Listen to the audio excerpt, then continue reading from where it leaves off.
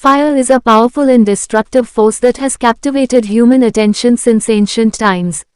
It is an exothermic chemical reaction that releases heat, light, and various gases. Fire has been an essential tool for human survival, from providing warmth and light to cooking food and forging tools. At the same time, fire can be incredibly dangerous and destructive, causing extensive damage to both property and life.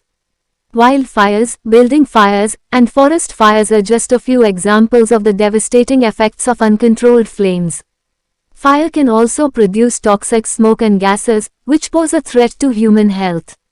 The symbolism of fire is also prominent in many cultures and religions. In Hinduism, for example, fire represents the god Agni, who is regarded as the messenger between humans and the gods.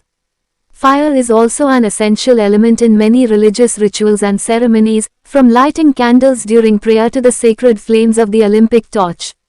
Despite its destructive potential, humans continue to harness the power of fire for a variety of purposes.